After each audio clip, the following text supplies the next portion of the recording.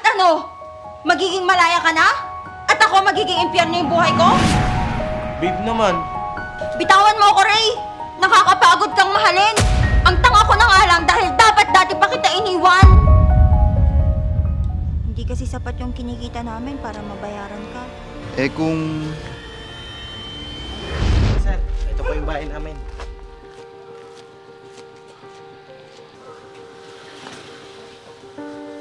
Ay sir, doon tayo sa loob sir. Hindi na, dito na lang ako. Sige sir, sandali, tawagan ko muna yung asawa ko para makilala nyo. Sige. Babe, Oh, may bisita tayo. Nandito yung anak ng boss ko. yun ba yung sinasabi mong mabait sa'yo? Oo, nagpapagood chat kasi ako dun eh. Malay mo, ma-promote ako sa trabaho. Oh, bakit hindi mo muna pinapasok dito? Para pinamerienda sana natin. Ayaw niya nga eh. Tara, papakilala kita sa kanya. Oh, sige. Sir, misis ko nga pala, si Kelly. Magandang araw po. Friends nga pala. Bakit pala nandito siya sa bahay? Si Sir kasi babe, nag-aayang uminom. Sabi ko dito na lang kami sa bahay kaysa doon sa bar. Oo, dito na lang kami para hindi kami makakita ng ibang chicks sa bar. Ang ganda pala ng misis ni Ray. O sige, pagluluto ko muna kayo ng pulutan nyo. Sige babe, pakahanda na rin yung iinumin namin. O sige. Sir, anong gusto niyong pulutan, sir? Kahit ano na, ikaw nang bahala. O babe, Oh, bakit babe? dapat hinatid mo na si Renz. Nakainom na siya. Kaya pa ba magmaneho nun? Ano ka ba? Sanay na yon. Mas mabilis pa nga akong malasing kaysa sa taong yun. Alam mo, ang galante niya. Siya lahat yung bumili ng ininom nyo, tapos binigyan ka pa niya ng pera. Nako, galante talaga yon si Renz. Mabuti nga, mabilis ko lang siyang nakasundo nung pumasok ako sa kumpanya. Mabuti hindi nagsiselos yung mga iba niyong kasama, na ikaw lagi yung inaaya niyang mag-inom. Ewan ko, bahala sila. Basta ako, kung ano yung sinasabi ni Renz, lagi lang akong sumasang-ayon. Pero mag-ingat ka pa rin ha. Hindi mo rin masabi kung ano yung iniisip ng mga kasamahan mo. Hayaan mo na sila. Wala naman akong ginagawang masama sa kanila eh. O sige, tara na pumasok sa loob.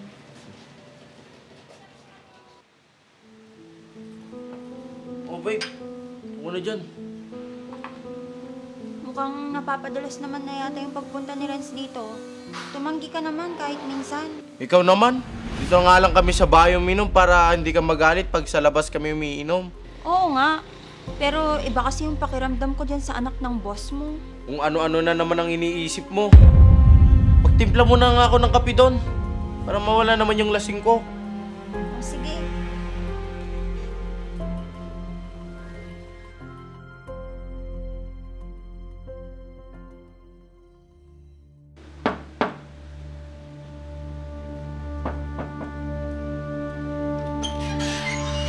Oh, anong nangyari sa'yo? Ba't lasing na lasing ka? Umupo ka nga muna. Babe, tanggal ako sa trabaho. Ako yung pinagbintangan nila na kumuha ng pera, hindi naman ako yung kumuha doon. Pinipilit nila ako. Eh, hindi ko naman kasalanan yun. Teka, ano bang pera yon? Yung perang inutos sa akin, sabi kulang. Eh, kumpleto yun nung binigay ko kay Christian. Pagdating sa kanya, kulang daw eh. Wala ka bang kasama na magpapatunay na hindi mo kinuha yung pera? Yun nga eh. Wala. Eh ako lang nakasign nung araw na yun. Eh paano yan? Anong gagawin natin? Hindi ko alam. Sinabihan nila ako. Pag di ko raw binalik yung pera, papakulong daw nila ako. Ano ba yan, Ray? Saan na tayo kukuha ng pera ngayon? Eh, naubos na lahat ng ipon natin sa pagpapadala sa nanay mo. Gagawa na lang ako ng paraan. Di raw nila ako ipapakulong pag binalik ko yung pera. Kaya lang, hindi mo naman talaga kinuha yung pera, di ba? Siyempre hindi. Ba't ko naman gagawin yun? Ito na nga ba yung sinasabi ko eh. Marami talagang naiinggit sa'yo sa opisina dahil mabilis kang na-promote sa trabaho. Kaya ginawan ka ng hindi maganda ng mga kasama mo. Hindi ko naman akalain na abot tayo sa ganito eh. Tulungan mo na lang kung mag-isip kung paano natin mababayaran yung pera.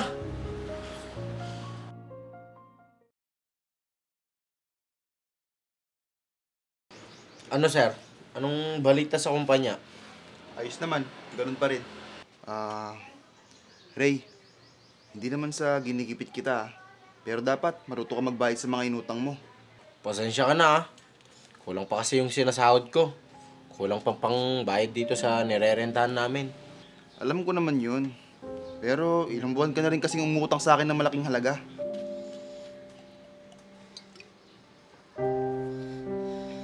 Hindi ko na nga tinutubuan yun dahil naaawa ako sa'yo. Bigyan mo pa ako ng konting panahon para mabayaran ko sa yung mga kinuha ko. Hulug-hulugan ko na lang paunti-unti. Magkaiba kasi yung utang sa hingi. Dapat, kung di mo pala kaya magbayad, nung una pa lang, sinabi mo na. Ayan mo, gagawan ko ng paraan. Pasensya na talaga. Hindi porket mayaman ako, hindi na ako marunong maningil. Dapat, maging responsable ka sa mga inuutang mong pera. Ang hirap naman ng ganito.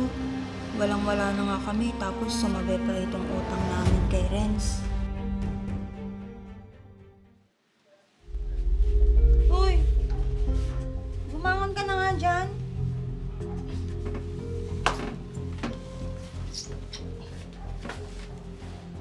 Kay Renz ka pala ng utang ng pera? Oo. Bang kulit mo? Siya lang naman yung malalapitan ko. Tapos ngayon sinisingil ka na rin niya. Magkano ba talaga inutang mo sa kanya? Ano? Ba't ayaw mo sumagot dyan? Umabot na ng 1 milyon yung utang ko sa kanya. Ano, Ray? Bakit umabot ng ganun kalaki? Di ba kalahating milyon lang yung binayad mo sa kumpanya? Saan mo dinala yung kalahating milyon na sobra?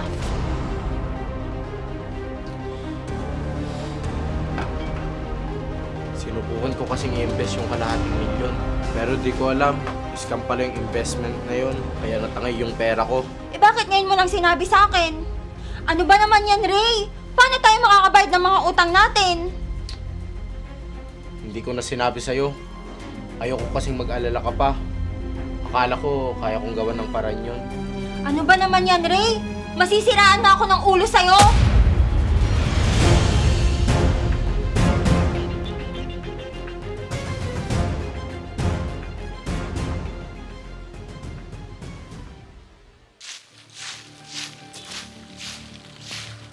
Kelly, O, Renz, ikaw pala. Wala dito si Ray eh, kakaalis lang. hindi. Ikaw talaga yung pinunta ko dito. Ako? Bakit anong kailangan mo? May gusto sana akong sabihin sa'yo eh. O bakit? Anong gusto mo sabihin sa akin? Alam mo na ba yung tungkol sa utang sa akin ni Ray? Oo, nasabi niya na sa akin. Baka naman pwede mo pa siyang bigyan ng mahabang palugit. Hindi kasi sapat yung kinikita namin para mabayaran ka. Eh kung ikaw na lang kaya maging kabayaran sa pagkakautang sa akin ng asawa mo. Anong sinasabi mo, Renz? Hindi magandang biro yan, ha? Bakit? Kaya bang makitang makulong si Ray? Napakasama mo!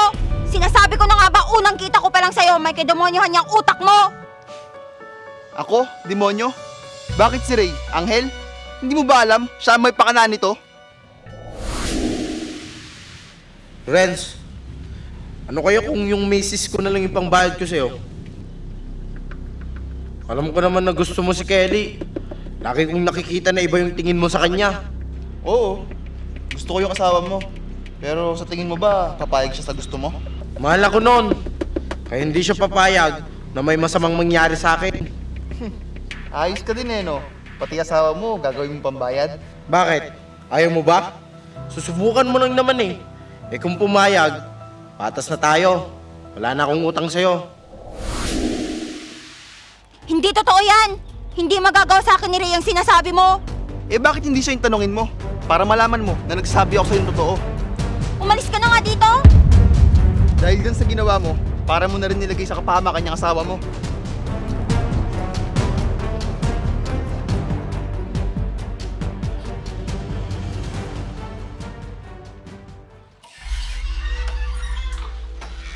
Babe? May problema ba? Ba't umiyak ka? Totoo ba yun, Ray? Na gusto mo akong ibayad sa utang mo kay Renz? So, totoo nga. Napakasama mo, Ray. Anong tingin mo sa akin? Isang bagay na pwede mong itapon kung ayaw mo na? Hindi, babe. Sabi ko lang naman yan kasi ipapakulong niya ako pag hindi ko siya nabayaran. Kaya ako yung ipambabayad mo? Eh, loko-loko ka pala eh. Ikaw yung nangutang at gumawa ng problemang yan kay Renz. Babe, wala na akong ibang maisip na paraan. Nasabi ko lang yun kasi malaki yung gusto sa'yo ni Renz. At kapag pumayag ka, kakalimutan niya raw lahat ng utang ko sa kanya. At ano? Magiging malaya ka na? At ako magiging impyerno yung buhay ko? Dahil ako yung ginawa mong pambayad sa utang na hindi ko naman inutang? Babe naman, Bitawan mo ako, Ray! Nakakapagod kang mahalin! Ang tanga ko na nga lang dahil dapat dati pa kita iniwan! babe naman, maawa ka sa akin. Ikaw na lang makakatulong sa akin ngayon. Ayokong makulong. Pagod na ako, Ray! Lagi ka na lang ganyan! Ayoko na! Kelly, please naman. Bahala ka sa buhay mo! Tama lang sa'yo na makulong ka! Kelly!